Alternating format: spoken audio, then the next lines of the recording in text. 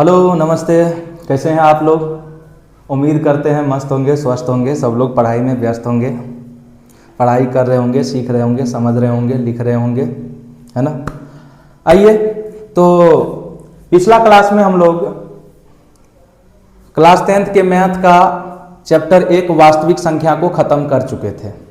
वहाँ हम लोग 1.4 का जो भी कॉन्सेप्ट था, कॉन्सेप्ट के साथ साथ हम एक्सरसाइज का सभी क्वेश्चन को ख़त्म कर चुके थे। बीच में आपका वास्तविक संख्या का चैप्टर 1 का ऑब्जेक्टिव और सब्जेक्टिव का एक वीडियो लाना था मुझे, है ना।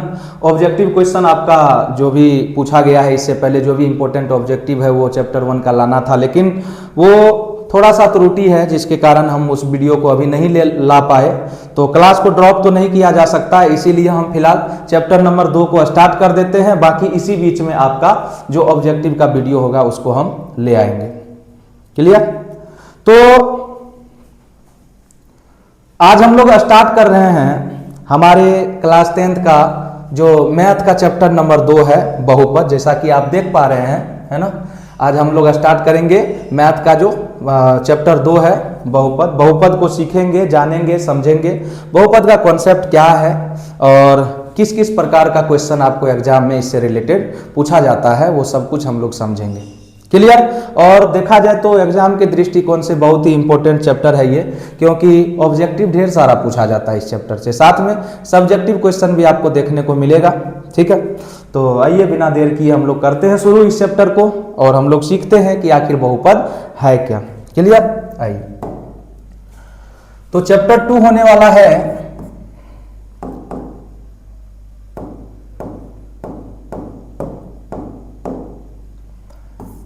चैप्टर 2 होने वाला है आपका बहुपद। बहुपद, और बहुपद को हम लोग क्या कहते हैं? हम लोग कहते हैं पॉलिनोमियल्स। पॉलिनोमियल्स,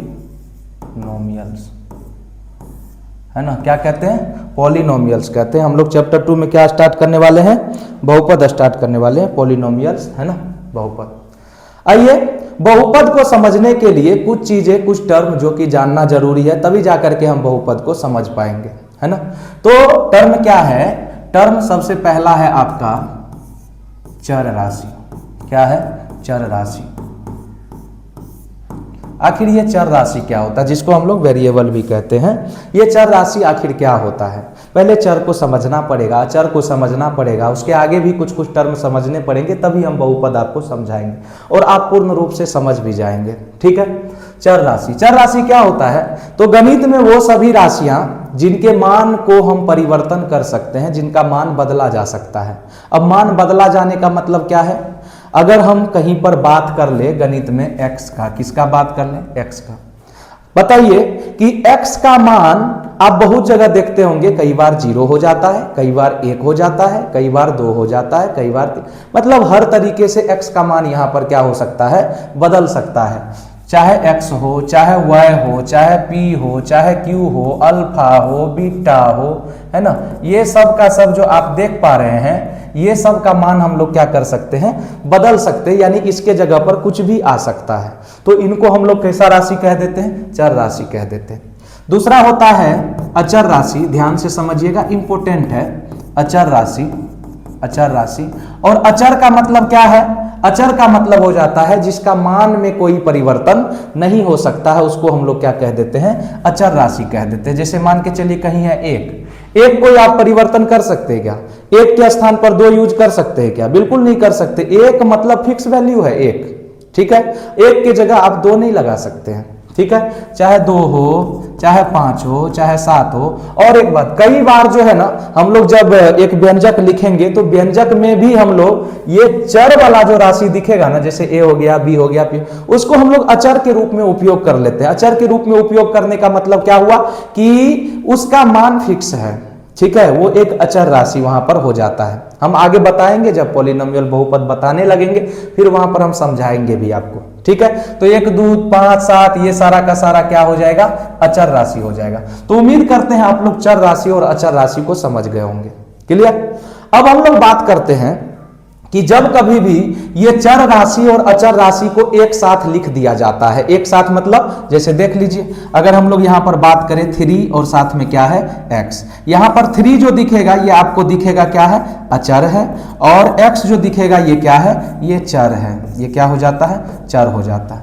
तो 3 और x में देखें तो एक चर और एक अचर, और जब इनको साथ में हम लोग देखें तो इसी को हम लोग कह देते हैं पद। क्या कह देते हैं, पद। याद रखिएगा कि चर राशि और अचर राशि को जब एक साथ लिख दिया जाता है तो उसी को क्या कह देते हैं, पद कह देते हैं। तो पद आपका ये भी हो सकता है 3x³ भी हो सकता है, पद आपका -2x का पावर 5 भी हो सकता है। ये सारा का सारा क्या बन जाएगा, पद बन जाएगा। क्लियर है। अब सुनिएगा, पद आपका ये भी हो सकता है 5/x भी हो सकता है, 5/x का पावर 3 भी हो सकता है। ठीक है, ये सब आपका पद हो सकता है। अब सुनिए कि जब हम बहुत सारे पद को एक साथ लिख देते हैं ना, है ना, बहुत सारे पद को जब हम एक साथ लिख देते हैं जोड़ में, है ना, किसमें, जोड़ में, बहुत सारे पद को आपस में जब ला करके जोड़ देते हैं तो वही आपका बन जाता है बीजीय व्यंजक। ठीक है, जैसे देखिए 2x² + 3x + 5/x, इस प्रकार से जब बहुत सारे पद को आप ला करके जोड़ देते हैं, आप यहाँ पर देख रहे हैं, जैसे यहाँ पर हम 3 पद को जोड़े हुए हैं, तो ये क्या बन गया, ये एक बीजीय व्यंजक बन गया। ये क्या बन गया, बीजीय व्यंजक। ठीक है, बीजीय व्यंजक। क्लियर है, ये एक बन गया बीजीय व्यंजक। इतना तक अगर आप समझे हैं तो आप बहुपद समझने के लिए तैयार हैं। सबसे पहले चर राशि जिसका मान बदला जा सकता है, अचर राशि जिसका मान फिक्स है, उसके बाद पद, पद यानी अचर और चर को जब एक साथ लिख देंगे तो यही आपका क्या बन जाएगा, पद बन जाएगा। और उसके बाद जब बहुत सारे पद को आपस में ला करके जोड़ देंगे तो फिर यही क्या बन जाता है, बीजीय व्यंजक। अच्छा, एक चीज और यहाँ पर आप समझ लीजिए, छोटा सा चीज है लेकिन बहुत इंपॉर्टेंट है, बहुत बच्चे इसमें कंफ्यूज रहते हैं। अब कंफ्यूज क्या रहते हैं, जैसे अगर लिखा हुआ है कहीं 5x³ - 7x² + 3x, है ना, हम क्या बोले अभी, ये बीजीय व्यंजक नहीं है क्या, बिल्कुल ये बीजीय व्यंजक है। आप यहां पर देख सकते हैं कि अचर चर, अचर चर, अचर चर, ठीक है, ये भी बीजीय व्यंजक है। लेकिन इस बीजीय व्यंजक में आप देखेंगे तो ये वाला पद जो है ना माइनस में है। हम अभी क्या बोले कि पद को जोड़ते हैं तब बीजीय व्यंजक बनता है, लेकिन यहां पर ये पद किस में दिख रहा है, माइनस में। ये माइनस में दिख रहा है ना, यहां भी जुड़ा है, यहां भी क्या हुआ है, जुड़ा है, लेकिन सब यहां तो माइनस है, फिर जुड़ा कैसे है। अरे थोड़ा सा अगर इसमें हम लोग दिमाग लगाए, ये कुछ इस प्रकार से आपका लिखा हुआ है। लिखा कैसे है इस चीज को समझिए, 5x³ माइनस है ना, यहां पर है प्लस ही, लेकिन ये माइनस आया है किसके साथ में, पद के साथ में। किसके साथ में आया है, पद के साथ में आया है, यानी -7x है ये, और प्लस में आपका क्या है, 3 है, ये 7x² और प्लस में 3x, तो जुड़ा है, लेकिन ये माइनस पद में है, जिसके कारण प्लस माइनस क्या बन जाता है, माइनस बन जाता है। ये छोटा सा छोटा चीज आपको समझना है, क्योंकि कई बार ये चीज नहीं समझाते विद्यार्थी को, और बाकी कॉन्सेप्ट दे दिए, और कॉन्सेप्ट में कहां से माइनस हो रहा है, कहां से प्लस हो रहा है, स्टूडेंट यहां पर कंफ्यूज हो जाता है। और बच्चे देख भी लेते हैं, उसी हिसाब से सॉल्व भी कर लेते हैं, लेकिन पता नहीं रहता है कि दरअसल ऐसा हुआ क्या, है ना। आइए, तो ये यहां पर है प्लस ही, लेकिन ये माइनस पद में होने के कारण प्लस माइनस क्या बन जाता है, माइनस बन जाता है। ये बात जान लीजिए। एक छोटा सा और कॉन्सेप्ट, तब हम बहुपद पर आते हैं। छोटा सा और कॉन्सेप्ट क्या है, बताइए जरा सा कि ये पद है या नहीं, पद है या नहीं। क्योंकि पद के लिए हम आपको क्या बोले, पद के लिए बोले कि अचर और अचर और चर एक साथ होना चाहिए। हम चचर बता रहे थे, ठीक है, हो जाता है। तो अचर और चर एक साथ होना चाहिए। तो यहां आपको क्या दिख रहा है, अचर दिख रहा है कि चर दिख रहा है? भाई हमें तो क्लियरली ये अचर दिख रहा है। अगर आपको ये चर दिख रहा है तो फिर आप हमें बताइए, हम भी आपके एंगल से देखेंगे, है ना, आपके एंगल से देखेंगे कि क्या सही भी ये चर जैसा लग रहा है ना। मेरा जो एंगल है, कितना एंगल है, बहुत लोग इसमें कह भी रहे होंगे सर 90 डिग्री, कोई 30 डिग्री, कोई 60 डिग्री। अरे वो 30 डिग्री 60 डिग्री वाला एंगल का बात नहीं कर रहे, मेरे दृष्टिकोण से, है ना, ये अचर है। ये क्या है, अचर है। लेकिन अब जब सिर्फ ये अचर है,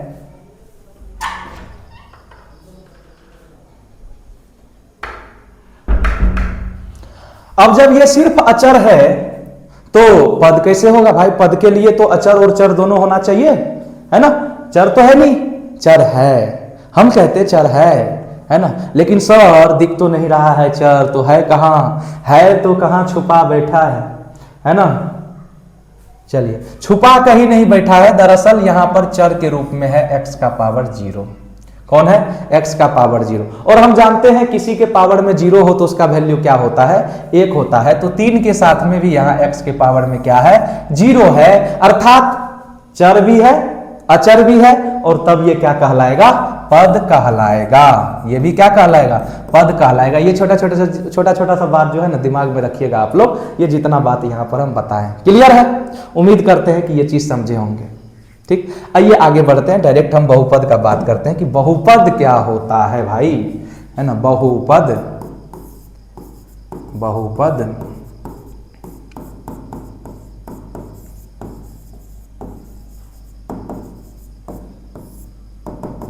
ठीक है, बहुपद। सुनिए, अभी हम बीजीय व्यंजक का बात किए ना, ढेर सारा बीजीय व्यंजक हो सकता है, हम लोग कितना भी बीजीय व्यंजक लिख सकते हैं अलग अलग तरीके से, है ना। लेकिन उसी बीजीय व्यंजक में से कुछ ऐसा बीजीय व्यंजक होता है जो एक विशेष नियम को मानता है, और वो नियम को मानने वाला ही बीजीय व्यंजक क्या कहलाता है, बहुपद कहलाता है। अब बहुपद वो नियम क्या होता है, तो वो नियम ही होता है बहुपद का परिभाषा, है कि नहीं है, नियम ही होता है बहुपद का परिभाषा। बीजीय व्यंजक में जो व्यंजक उस नियम को मान लिया वही बहुपद कहलाएगा, अन्यथा बहुपद नहीं कहलाएगा। क्लियर है। अब नियम क्या है सर, नियम है कि बीजीय व्यंजक में जो भी चर आपको दिखेंगे, है ना, जो भी चर आपको दिखेंगे वो चर का घात हमेशा एक पूर्ण संख्या होना चाहिए। हमेशा क्या होना चाहिए, एक पूर्ण संख्या होना चाहिए। समझे बात को, है ना। हम यहां पर लिखते हैं परिभाषा, फिर आपको उदाहरण लेकर के समझाते हैं, समझा के जाएंगे, क्लियर है ना। यहां पर हम उदाहरण परिभाषा लेते हैं। सबसे पहले वह बीजीय व्यंजक जिसके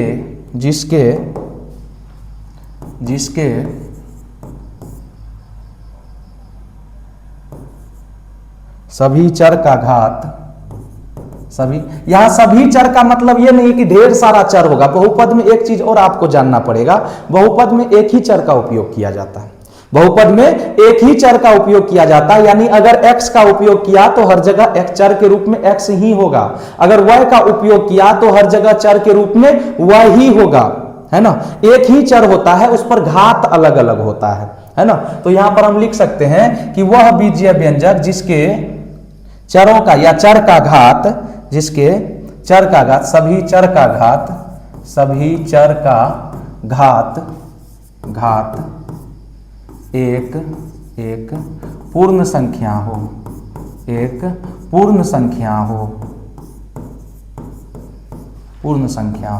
उसे बहुपद कहते हैं,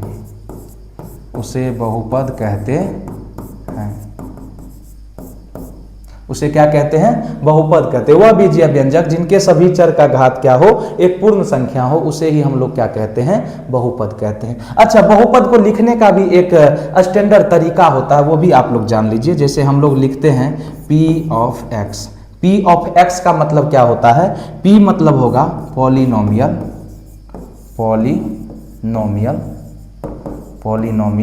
ऑफ x, पॉलिनोमियल ऑफ क्या, x, यानी बहुपद है लेकिन वहां पर चर के रूप में किसका उपयोग हुआ है, x का उपयोग हुआ है। ये बात जान लीजिए। p मतलब पॉलिनोमियल यानी बहुपद है, लेकिन चर कौन होगा, x होगा।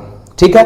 यहीं पर यदि हमको लिखा हुआ मिल जाए P ऑफ y, तो आप सीधा कह सकते हैं कि बहुपद है, लेकिन चर के रूप में कौन होगा, तो y होगा। क्लियर है। P ऑफ y के केस में क्या कह सकते हैं कि चर y में बहुपद होगा। इसको हम लोग क्या लिखेंगे, इसको हम लोग लिखेंगे चर x में बहुपद। क्या लिखेंगे, चर x में बहुपद। यहां पर यदि हम लोग लिखे तो ये हो जाएगा चर x में बहुपद। क्लियर है। ये क्या हो जाएगा, चर x में बहुपद। तो P ऑफ Z रहे तो चर Z में बहुपद, यानी कि जो बहुपद लिखा जाएगा वहां पर चर के रूप में कौन होगा, Z होगा। P ऑफ R रहे तो R, चर R में बहुपद। क्लियर है इतना सा बात। आइए अब हम बहुपद का अगर एग्जाम्पल का बात करें, एग्जाम्पल में है ना, हम क्या बोले कि बहुपद में वह बीजीय व्यंजक जिसके सभी चर का घात क्या हो, एक पूर्ण संख्या हो, उसे ही हम लोग क्या कहते हैं, बहुपद कहते हैं। एग्जाम्पल में देख लीजिए, जैसे P ऑफ X है, P ऑफ X है, ठीक है। अब यहां पर हम लोग लिख सकते हैं 3x³ प्लस में 5x² प्लस 3x माइनस 2। सबसे पहले देखिए तो ये बीजीय व्यंजक है ना, सभी पद है, यहाँ पर चर अचर का कॉम्बिनेशन हर जगह है, यहाँ भी अचर है, चर है, अचर है, चर है, अचर है, अचर है और साथ में चर का पावर में यहाँ पर 0 है, तो ये एक बीजीय व्यंजक हुआ। अब जरा सा यहाँ पर चेक कीजिए कि बहुपद जो कंडीशन कहता है ये कंडीशन सही है या नहीं है। आप इस कंडीशन में अगर देखें तो यहाँ पर चर का घात जो है ये कैसा संख्या है, चर का घात यहाँ पर क्या है, 3 है, ठीक है। अगर इस कंडीशन में देखें तो चर का घात यहां पर क्या है, 2 है। अगर इस कंडीशन में देखें तो चर का घात कुछ नहीं है तो क्या है, 1 है। और इस कंडीशन में देखें तो चर का घात क्या है, 0। यानी कि चाहे 3 हो, चाहे 2 हो, चाहे 1 हो और चाहे 0 हो, ये सब का सब एक पूर्ण संख्या है या नहीं, आप हमको ये बता दीजिए। अगर ये सब का सब पूर्ण संख्या है इसका मतलब ये बहुपद है। अगर उसमें से कोई एक भी पूर्ण संख्या नहीं होता तो फिर उसको हम बहुपद नहीं कहते। ये एग्जाम्पल देखिए ना, ऐसे नहीं समझना है, आपको एग्जाम्पल देख करके समझना है। देखिए यहां पर हम एक क्वेश्चन ले लेते हैं, है ना, P ऑफ X, या फिर क्वेश्चन हम चर्चा करते हैं। क्वेश्चन है निम्नलिखित ऑब्जेक्टिव क्वेश्चन में आपको पूछा जाता है, इससे रिलेटेड ऑब्जेक्टिव क्वेश्चन में पूछेगा निम्नलिखित में कौन बहुपद है ना, निम्नलिखित में कौन बहुपद नहीं है, निम्नलिखित में कौन द्विघात बहुपद है। इस प्रकार से ऑब्जेक्टिव क्वेश्चन भी यहां पर पूछा जाता है। तो बहुपद पहचानने का तरीका दिमाग में रखिए, बाकी सब आप देख लीजिएगा क्वेश्चन को। निम्नलिखित में कौन बहुपद है और कौन नहीं है, कौन नहीं है, ठीक है। हमको चेक करना है कौन बहुपद है और कौन बहुपद नहीं है। आइए 1 नंबर का हम यहां पर क्वेश्चन लेकर के चलते हैं। P ऑफ X बराबर -3x² प्लस 5x प्लस में 3। चलिए बता दीजिए फटाफट ये बहुपद है या नहीं है। हाँ जल्दी बोलिए। नियम कंडीशन याद हुआ बहुपद का। बहुपद के लिए कंडीशन क्या है, कंडीशन है जितना भी चर आपको यहां पर दिख रहा है, चर वैसे है तो एक x ही है, लेकिन वो अलग अलग जगह पर आपको दिख रहा है, ठीक है। तो उन सभी का जो घात है वो हमेशा क्या होना चाहिए, पूर्ण संख्या होना चाहिए, तो बहुपद कहेंगे, अन्यथा बहुपद नहीं कहेंगे, है ना। तो सोचिए, विचारिए और जवाब दीजिए। हम आपके जवाब का इंतजार कर रहे हैं बाबू, हम आपके जवाब का इंतजार कर रहे हैं। जवाब आना चाहिए।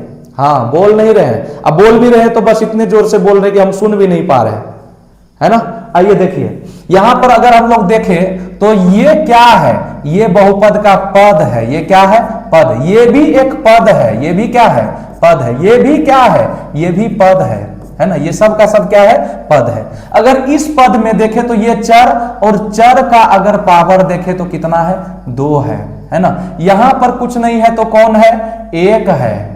यहां पर कुछ नहीं है तो कौन है, यहां 1 है। यहां कुछ नहीं है तो कौन है, x का पावर 0 है, यानी पावर कौन, 0। ऐसे चेक कर लिए हम लोग, ऐसे आपको बार बार लिखना नहीं है, बस देखना है। आप पावर में देखिए, यहां 2, यहां 1, यहां 0। बताइए तो पूर्ण संख्या क्या होता है, 0 से शुरू अनंत तक जो संख्या होता है, जो गिनती वाला होता है, 0 1 2 3 4 5, ये सब का सब पूर्ण संख्या, 0 से छोटा नहीं, यानी माइनस में नहीं होना चाहिए, है ना। अगर हम बात करें यहां पर शॉर्टकट में लिख दे आपके पास, अगर हम ट्रिक का बात कर ले,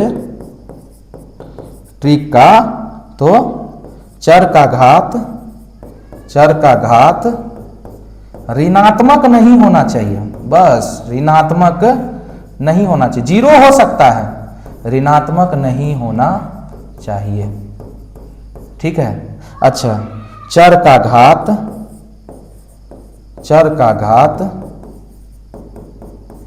भिन्न में, भिन्न के रूप में, भिन्न के रूप में नहीं होना चाहिए, क्योंकि वो फिर पूर्ण संख्या नहीं होगा ना, नहीं होना चाहिए, नहीं होना चाहिए, है ना।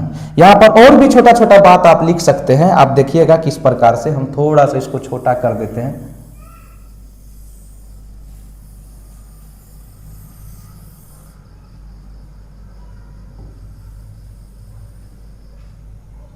उम्मीद करते दिख रहा होगा, है ना।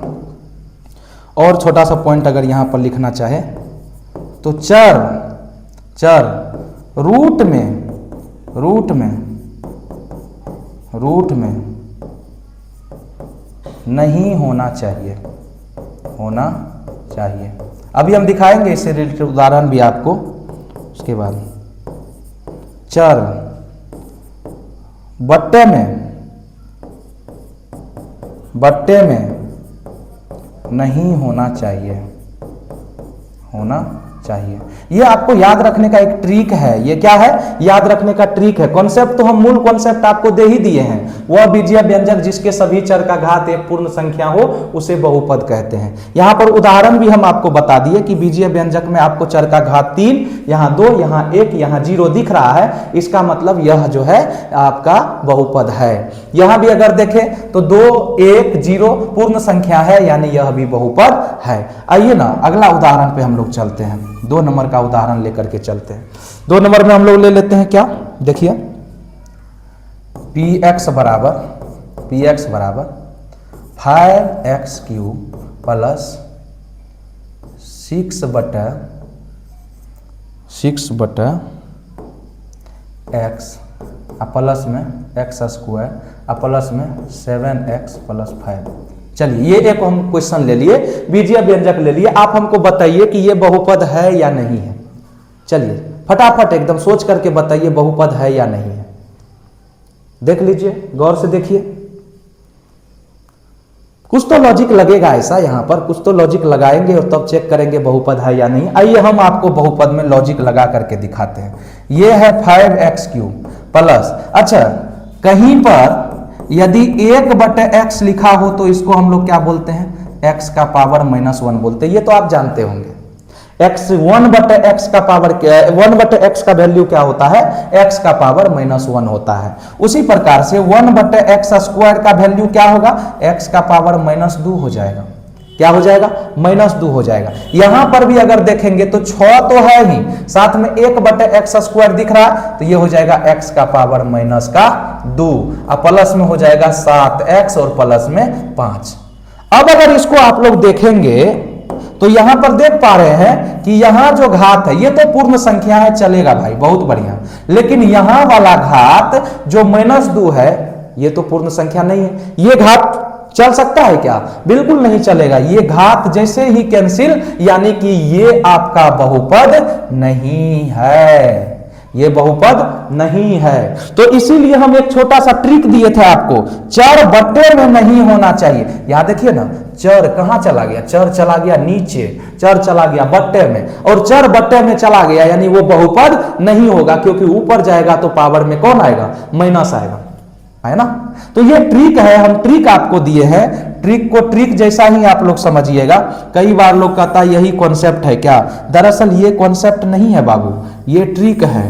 ट्रिक को हम लोग ट्रिक के जैसा ही समझते हैं, ठीक है। और ट्रिक का कोई कॉन्सेप्ट नहीं होता है, ये बात भी आप लोग जानिए। ट्रिक का कोई कॉन्सेप्ट नहीं होता है, ये बनाया जाता। अरे यार खैर कोई बात नहीं, लेकिन आप लोग इसमें अंतर तो कर पा रहे होंगे कि इधर का कॉन्सेप्ट है आपका और इधर ये ट्रिक है आपका। क्लियर? तो एक उदाहरण तो आप लोग देख लिए। चलिए अगला उदाहरण भी हम लोग देख लेते हैं। 3 नंबर का उदाहरण हम लोग ले लेते हैं और देखते हैं कि अगला वाला क्वेश्चन बहुपद है या नहीं है। ठीक है, हम ले लेते हैं p ऑफ x बराबर 7x² -6 रूट x प्लस में 5। चेक करके बताइए जरा सा बहुपद है या नहीं है, और है तो क्यों है, नहीं है तो क्यों है, ये बात भी आपको बताना पड़ेगा। ठीक है, हम कहते हैं बहुपद नहीं है, लेकिन कैसे नहीं है सर? आइए देखते हैं। आप लोग भी मने मने आंसर तो जरूर बना लिए होंगे, बोल भी रहे होंगे आप लोग कि सर बहुपद नहीं है।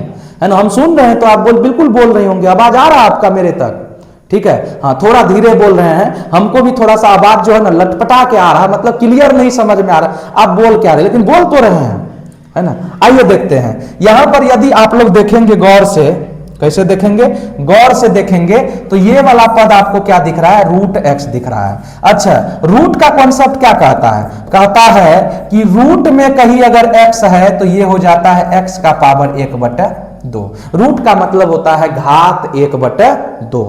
क्या होता है, घात 1/2 होता है, पावर 1/2 होता है।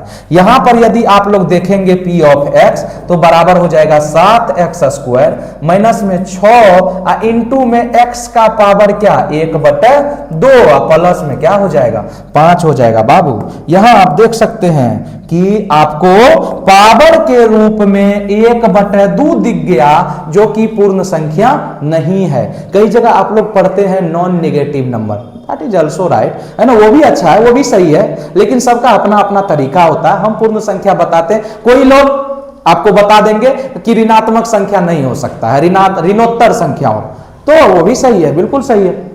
आइए, तो यहां पर अगर आप लोग पावर देखेंगे तो 1/2 जो कि पूर्ण संख्या नहीं है, और नहीं है तो हमारे बहुपद के नियम को नहीं मान रहा, अर्थात अपना ये भी क्या हो गया, गलत हो गया, यानी ये भी बहुपद नहीं होगा। उम्मीद करते हैं आप समझे होंगे कि कब बहुपद होगा और कब बहुपद नहीं होगा। आपको कॉपी में नोट कैसे करना है, नोट आपको बहुपद का परिभाषा करना है, नोट आपको उदाहरण करना है, नोट आपको ये क्वेश्चन करना है, और नोट आपको ये ट्रिक भी करना है। देखिए ना, ट्रिक आपका लागू हो गया ना। हम क्या बोले, चर का घात ऋणात्मक नहीं होना चाहिए, बात खत्म। चर का घात ऋणात्मक हुआ, बहुपद नहीं है, क्लियर। उसके बाद चर का घात भिन्न के रूप में नहीं होना चाहिए, चर का घात जो है ये भिन्न के रूप में नहीं होना चाहिए। अभी देखिए ना, रूट एक्स था, इसका मतलब भिन्न का रूप 1/2 हो गया। चर रूट में नहीं होना चाहिए, चर जो है ये रूट में नहीं होना चाहिए। हाँ, एक चीज और, रूट में अगर है तो पहले देख लीजिएगा कहीं वो सॉल्व तो नहीं हो रहा है। अगर वो सॉल्व हो रहा है तो पहले सॉल्व कर लेंगे, ठीक है। फंसाने के लिए कई बार आपको दे दिया जाता है क्वेश्चन में, ऑब्जेक्टिव में। हम अभी दिखाते हैं आपको इसके बाद क्वेश्चन, है ना। चर रूट में नहीं होना चाहिए। चौथा, चर बट्टे में नहीं होना चाहिए, यानी कि नीचे में चर नहीं होना चाहिए। यहां आप देख पा रहे होंगे चर नीचे में है, जिसके कारण ऊपर गया तो पावर माइनस आया, और ये बहुपद नहीं होगा। आइए एक क्वेश्चन हम यहां पर आपको दिखाते हैं जो आपको फंसाने के लिए दे दिया जाता है। क्या दे दिया जाता है सर, तो क्वेश्चन में दे देगा, मान लीजिए 6x³ माइनस में 7 रूट एक्स स्क्वायर प्लस 5। बता दीजिए आप हमको, बताइए क्या ये बहुपद है या नहीं, है ना। कुछ विद्यार्थी तो डायरेक्ट देखेंगे सर रूट में दिख गया, आंसर नहीं होगा, बहुपद नहीं होगा, सर इसको कैंसिल कीजिए, इसको हटाइए अपने लिस्ट से, है ना। ऑब्जेक्टिव में भी दिख गया ना तो डायरेक्ट इसको मारेंगे, सर बताए थे, सर ट्रिक में लिखाए थे कि रूट वाला चीज आ गया तो इसको बहुपद में नहीं शामिल करेंगे। यहां तो रूट हमको क्लियर दिख रहा है, कैसे ऐसे कैसे बहुपद मान ले इसको।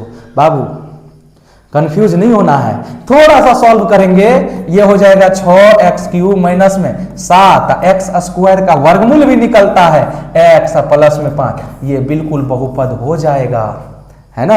थोड़ा सा घबराना नहीं जाना, डायरेक्ट नहीं घबरा जाना है, एक बार जरूर क्वेश्चन को दिमाग में लेना है ना, दिमाग में लेकर के इसको सॉल्व करना है। आइए एक और क्वेश्चन लेकर के चलते हैं। ये है 6x³ माइनस में रूट 7x प्लस में 5। बताइए ई बहुपद है कि नहीं है ना।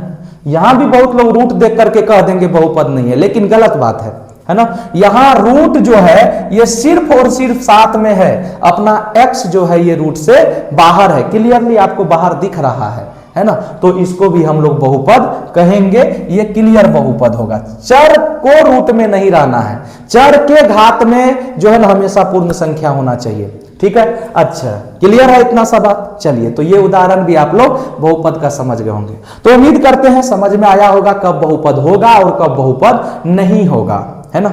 ऑब्जेक्टिव क्वेश्चन के लिए favourite, one of the favourite concept है आपका ये एग्जामिनर का, जो कि ऑब्जेक्टिव में पूछ दिया जाता है, ठीक है। और कॉन्सेप्ट तो आपके पास होना ही चाहिए, ठीक। अभी तो और तगड़ा तगड़ा कॉन्सेप्ट आपके लिए लेकर के आएंगे, है ना।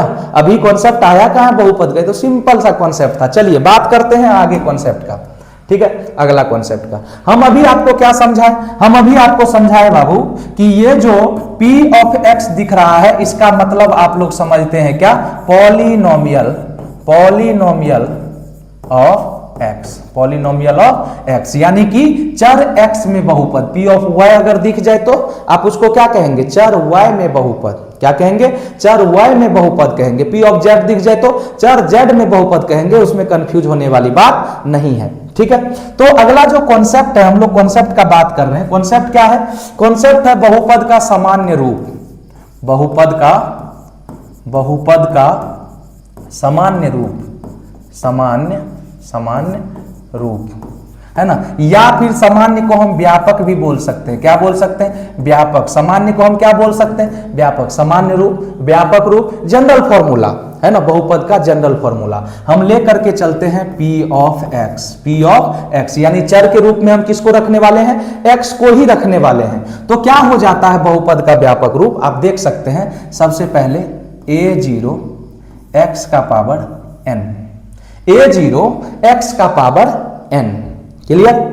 उसके बाद a1 x का पावर n-1 है ना, a1 x का पावर n-1 हम समझाएंगे यहाँ पर ये क्या चल रहा है, क्या है इसका मतलब क्या है, ठीक है। हाँ, इसका मतलब क्या है हम वो भी आपको समझाएंगे। a1 x का पावर n-1, इसके बाद यदि बात करें a2 x का पावर n-2, a2 x का पावर n-2 प्लस में a3 x का पावर n-3। बोलेंगे सर कहां तक लिखेंगे, अरे लिखते लिखते लिखते हम पुरा देंगे। an x का पावर n-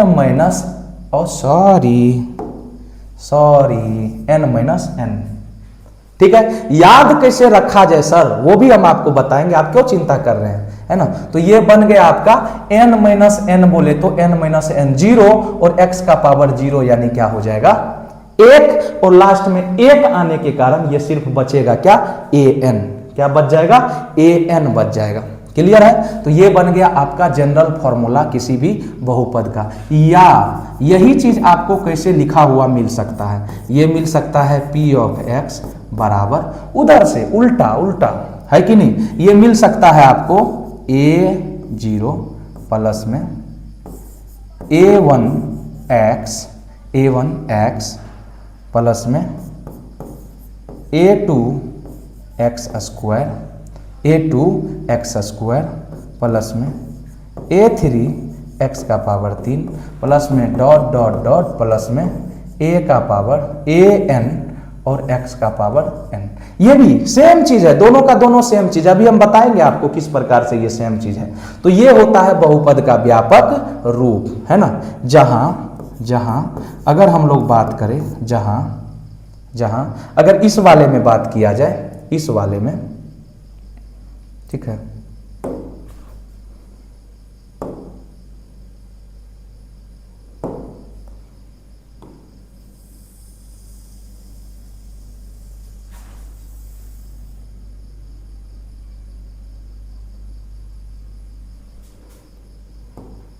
कलर दिख रहा है आपको,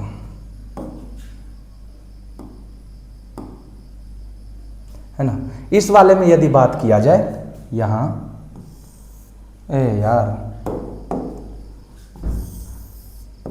जहां है ना a0 a0 को हम a0 भी पढ़ सकते हैं, a0 a1 a2 dot dot dot an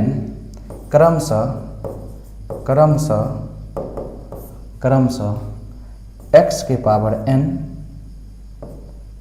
x के पावर n-1, x के power n-2 dot dot dot dot x के पावर n-n के गुणांक हैं, क्या है, गुणांक हैं। समझिएगा जरा इस बात को। हम क्या बोले, हम बोले कि ये वाला जो आप बहुपद का जनरल फॉर्मूला देख रहे हैं ना, पी एक्स बराबर ए नॉट एक्स का power n plus a one x का power n minus one plus a two x का power n minus two dot dot dot a n x का power n minus n. इसमें ये जो x का power N है ये तो चर है, ये क्या है, चर है, एक्स का कुछ ना कुछ घात होगा। लेकिन ये जो ए नॉट देख रहे हैं ना, ये गुणांक है इसका क्या है, गुणांक है। और यहां पर a naught a one a two a three ये सारा का सारा क्या है, अचर है। क्या है, अचर है। इतना क्रमशः इसलिए बोले a naught a one a two a n क्रमशः इतना इतना इतना का गुणांक है। इसको क्या बोलेंगे, गुणांक बोलेंगे, है ना। इसको क्या बोलेंगे, गुणांक। फॉर्मूला समझे, ये और ये दोनों सेम फॉर्मूला है, दोनों इसका व्यापक रूप है। आइए इसी रूप को हम एक उदाहरण के रूप में समझते हैं कि उदाहरण में कि ये एग्जैक्ट इसका मीनिंग है क्या, इसका मीनिंग क्या है सर, है ना। इसका मीनिंग है सर कि यदि कहीं p ऑफ x बराबर x का पावर या 2x का पावर 3 हो गया, तो जब यहां पर 3 है ना, तो अगला वाला पद 2 घात वाला होना चाहिए। अगला वाला पद क्या होना चाहिए, 2 घात वाला। जैसे अगर हम बात करें 5x स्क्वायर माइनस 3x का x प्लस में 4, बस बात खत्म। अब अगर इसको आप लोग देखते हैं, उस सूत्र से कंपेयर करते हैं। सूत्र क्या था अपने पास, तो सूत्र था पी एक्स बराबर ए नॉट एक्स का पावर नॉट, है ना, या फिर x का पावर n था, n वाला सूत्र लेकर के चलते हैं, एक्स एन प्लस में a1 x का power n minus one plus में a2 x का power n minus two plus में डॉट डॉट डॉट, है ना, डॉट डॉट डॉट प्लस में an x का पावर n माइनस n। इसका मतलब था कि यहां पर अगर हम देखें तो x का पावर क्या है, n है। यहां पर यदि हम देखें तो n के जगह पर क्या है, 3 है। n के जगह पर क्या दिख रहा है, 3 दिख रहा है। क्लियर है, n के जगह पर 3 दिख रहा है। तो अगला जो टर्म आएगा, अगला वाला जो टर्म आएगा, यहां n में से एक को क्या कर दिया गया, घटा दिया गया। तो आप यहां पर देख सकते हैं कि अगला वाला जो टर्म है, यहां भी 3 में से एक को क्या किया गया है, घटा दिया गया है ना। इसके अगला वाला जो टर्म है, n में से 2 घटा है, तो यहां पर भी अगला वाला टर्म के लिए हमको n यानी 3 में से 2 को घटाया गया है। और ये तब तक चलता रहेगा जब तक n में से n ना घट जाए, यानी कि 4 के पावर में 0 है। इसका मतलब है कि 3 में से 3 घट चुका है, तब ये 4 का पावर 0 बना। समझे बात को, जनरल फॉर्मूला कहने का मतलब ये होता है, ये होता है रियल में बहुपद, और इसी के आधार पर ये आपका जो है ना बहुपद बनता है। क्लियर है। और यहां पर ए नोट जो है ये क्या है, गुणांक है।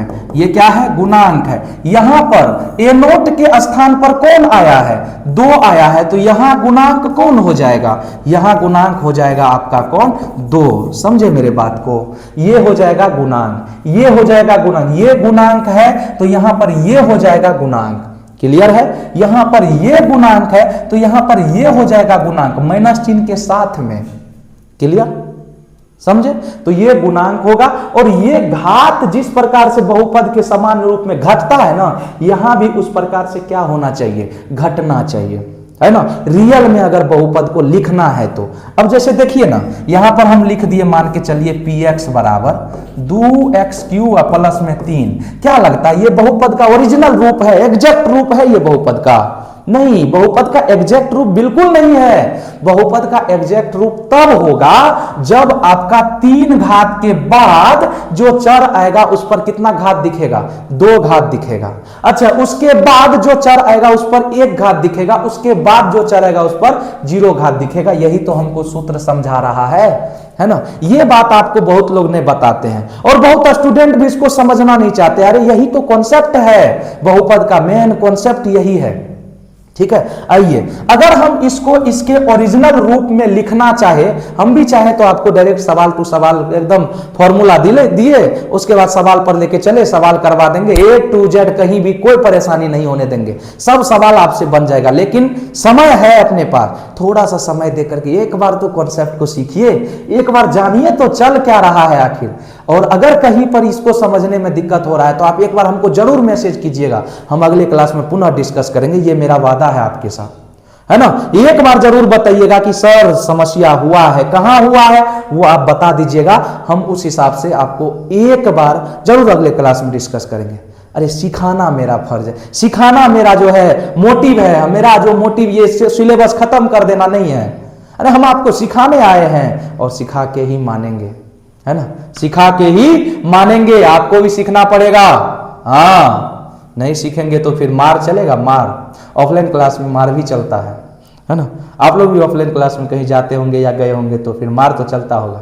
ऑनलाइन क्लास में आप बहुत दूर बैठे हैं ना, इसी कारण से सोच रहे हैं कि सर कहने के लिए भले कह दीजिए, लेकिन आप मारिएगा कैसे। हम लोग मारने का पूर्ण जुगाड़ रखते हैं। अभी आपको लाइव में दिखाएंगे तो अब यहाँ अगर एक वीडियो में दिखाएंगे आप डर जाएंगे, इसलिए हम दिखा नहीं रहे। पूर्ण व्यवस्था है अपने पास, यहाँ से भी मारेंगे आपको, ठीक है। फिलहाल समझाने का बात कर रहे थे। इसको अगर ओरिजिनल रूप में हम लिखना चाहे तो क्या होगा सर, ये हो जाएगा 2x3।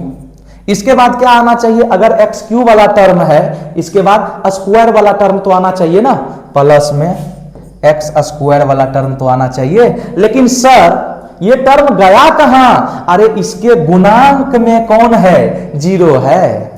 इसके गुणांक में कौन है, 0 है, ताकि 0 से गुना होकर के ये क्या बन गया, 0 बन गया, विलीन हो गया, एकदम खत्म, ठीक है। अगला जो टर्म होगा वो क्या होगा, x तो होगा x के पावर 1, लेकिन गुणांक में कौन है, 0 है। बताइए, है ना। भूकंप का आभास हो रहा है हमें ये गर्मी के कारण, आज गर्मी भी कुछ ज्यादा ही है ना। चलिए कोई बात नहीं। तो 0 × x और साथ में अगर देखा जाए तो कौन है, साथ में आपका 3 दिख रहा है। तो ये है अपने इस बहुपद का ओरिजिनल रूप, यही है अपने बहुपद का ओरिजिनल रूप। एक बार हम आपके साथ और शेयर करेंगे, यहां से, कहां से, यहां से, है ना, यहां से। ये बहुपद का अपना क्या है, व्यापक रूप है, सूत्र है, सब लोग नोट कीजिएगा। अच्छा, ये सूत्र हमको क्या बताता है, ये सूत्र बताता है कि सर अगर घात 5 आ गया है ना तो बहुपद में वो सभी पद आना चाहिए जहां 5 के बाद, यानी नीचे जो भी घात है, जैसे 5 के बाद 4, 3, 2, 1, 0, वहां तक आना चाहिए सभी पद, तब वो ओरिजिनल बहुपद कहलाएगा। अन्यथा ओरिजिनल बहुपद तो, ओरिजिनल रूप तो नहीं होगा, अरे बहुपद तो कहलाएगा ही, ओरिजिनल रूप नहीं होगा।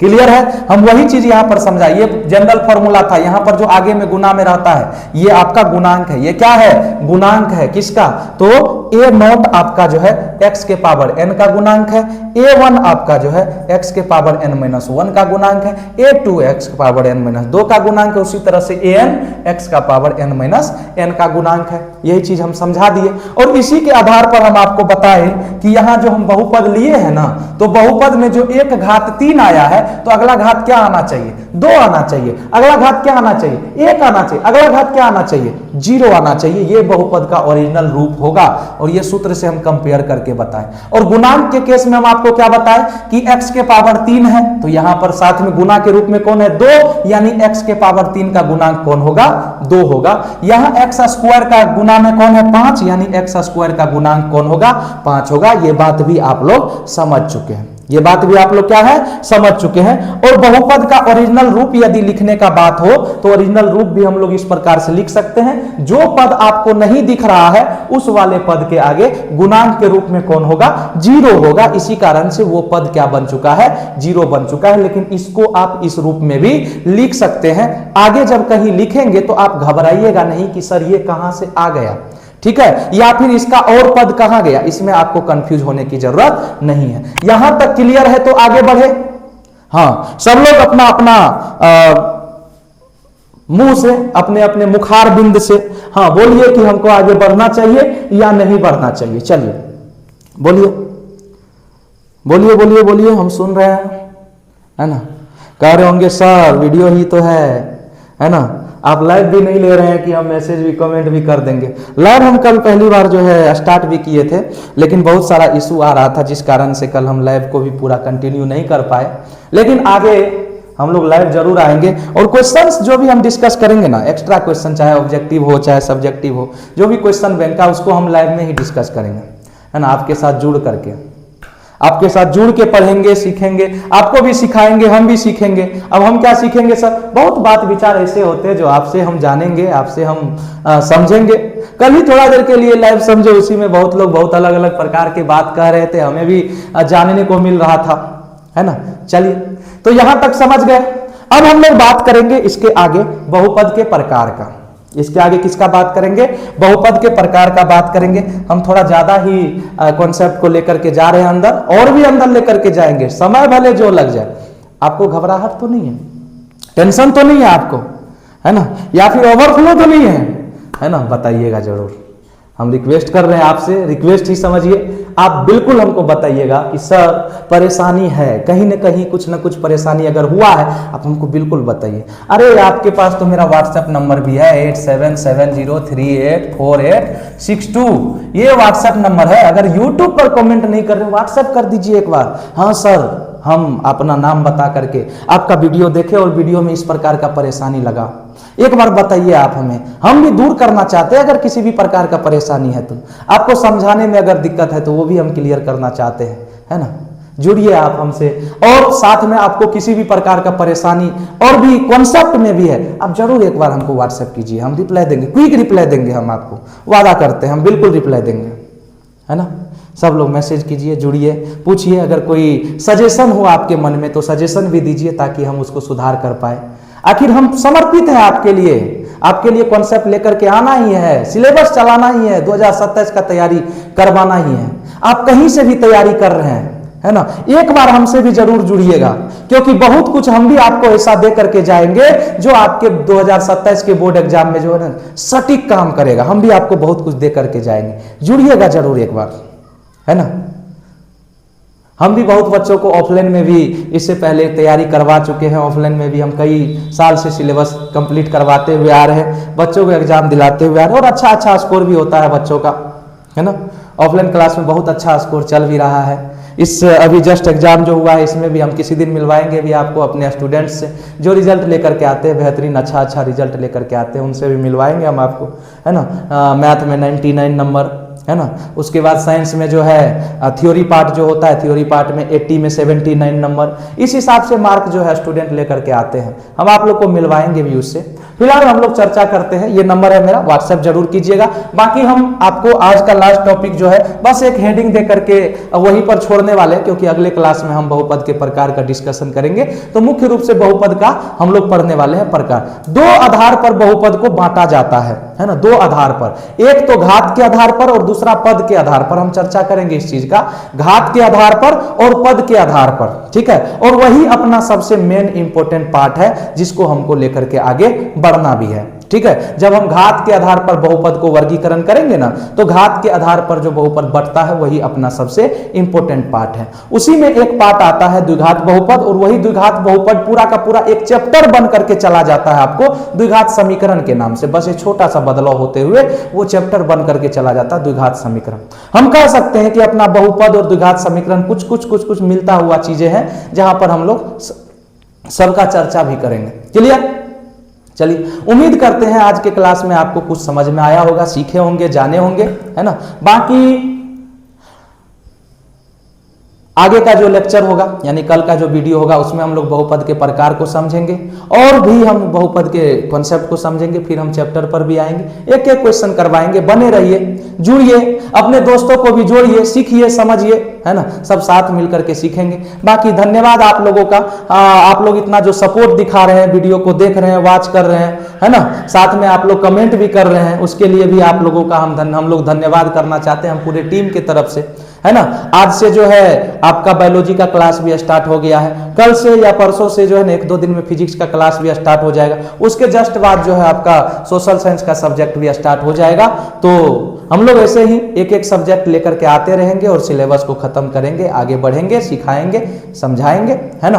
बाकी वीडियो अगर पसंद आया हो तो वीडियो को लाइक जरूर कीजिएगा, क्योंकि आपका लाइक जो आता है तो फिर हम लोगों को अलग मोटिवेशन मिलता है, और हम लोग और पूर्ण रूप से तैयार होते हैं, और वीडियो बनाने का जो है ना इच्छा और ज्यादा होता है कि और वीडियो बनाए और कॉन्सेप्ट को लाए, है ना। तो आपका एक लाइक, जरूरी है। और साथ में चैनल को अभी तक अगर सब्सक्राइब नहीं किए हैं तो सब्सक्राइब जरूर कर लीजिएगा, है ना। बाकी अपने दोस्तों के साथ वीडियो को शेयर भी कीजिएगा और सबको जोड़िए, सब एक परिवार को जो है बढ़ाइए, परिवार बनाइए और सब लोग मिल करके आगे बढ़ेंगे। आप भी बढ़ेंगे, हम भी बढ़ेंगे और आपके लिए हम लगातार काम भी करते रहेंगे। चलिए, जय हिंद, जय भारत। मिलते हैं आपसे अगले क्लास में। धन्यवाद।